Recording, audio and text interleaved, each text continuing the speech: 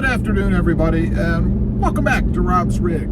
So let's talk about a few first, I think, pretty easy mods for the most part for your new Jeep Wrangler. You know, I always like to jump in and start modding right away. Typically, when I get the bug and I know I'm going to buy a new vehicle, particularly a Jeep, I start buying mods before I even decide what I'm going to get. So let's jump right in. First one. This one I actually did not have to do on this Jeep is window tint.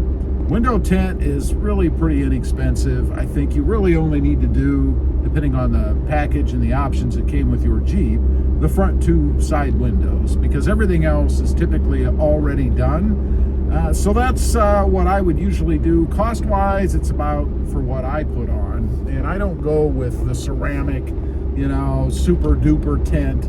I go with a 3M Color Fast. It's one of the cheaper versions, I think, but I've never had any issue with it. About 140 bucks, something like that.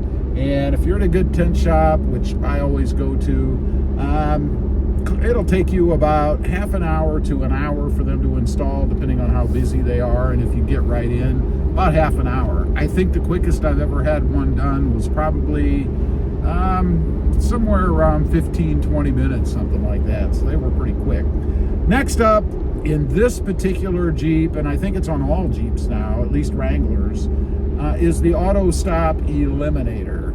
It's about a $70 mod. It plugs in right behind the HVAC control area. You just kind of pop that front fascia off, or the whole thing comes off. And then you plug this device in between the Auto Stop on-off button and the wiring on the Jeep. And what it does is it remembers the last setting you chose.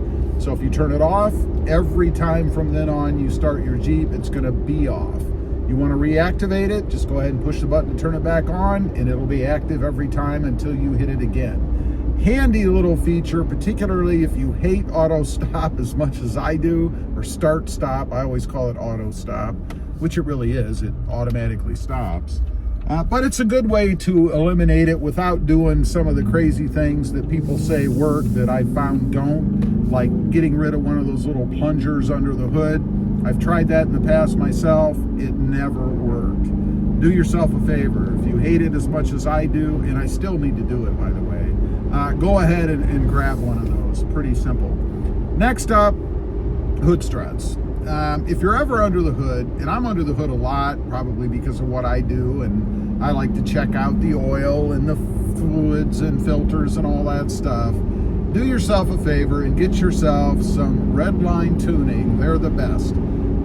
Hood struts, about 100 bucks. And I know there are cheaper versions out there, and I've tried them in the past and had problems with every one. Either they're not strong enough and the struts themselves give way, or the bracketry that you use to put them on is of low-grade quality, and you kind of get a rocking in the hood and stuff. They're just not very good. Redline tuning is the way to go with those. If you're not familiar with them, when you open your hood, they automatically push the hood up, and then you just shut the hood. Very simple mod to do, and again, you're not going to break the bank with these. They're relatively cheap.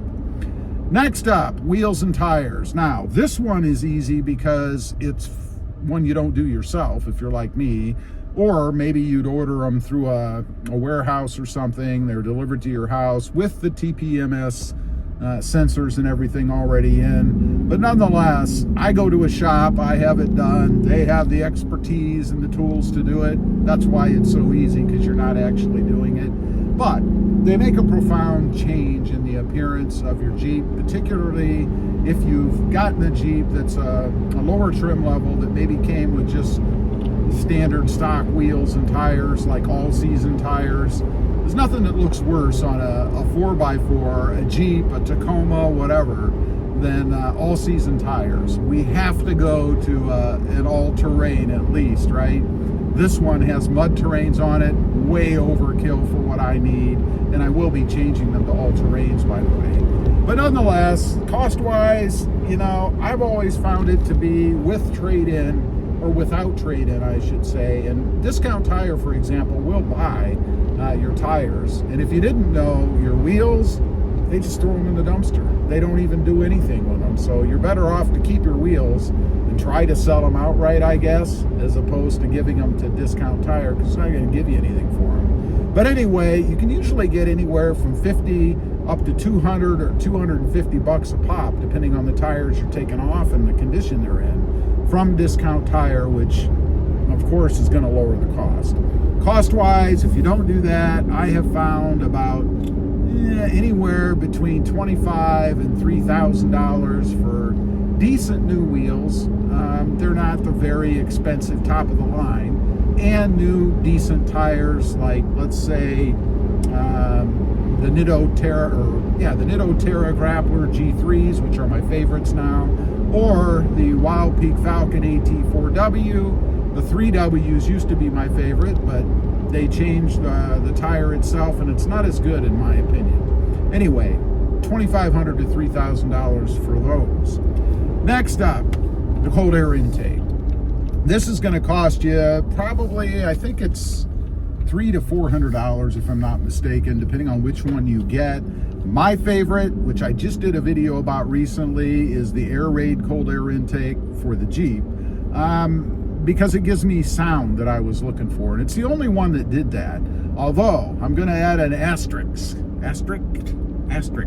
here. They're not the greatest quality. The installation, because of the MAF sensor, is horrible. I broke a couple of them in a Jeep Gladiator that I installed this intake in. So just beware. You're not going to have the best quality. The finish of it is not the greatest. There's a little bit of, I guess, plastic slag left from the manufacturing process, and some of the front panel or whatever doesn't really fit exactly properly on there. So just beware that you're going to have not the best quality, but you're going to get the most sound. You can hear it in the background right now, at least that I have found. Putting those on is very simple.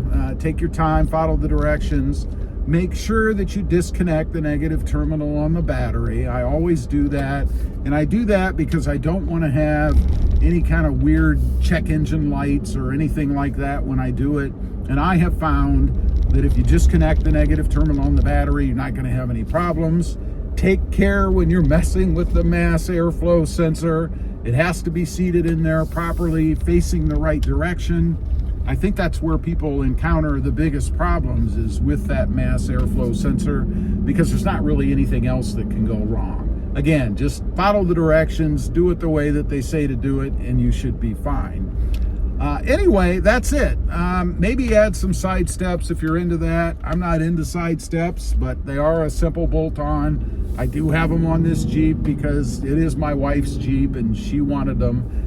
Bolt-on application, very simple. There are threaded holes down there to go ahead and install them.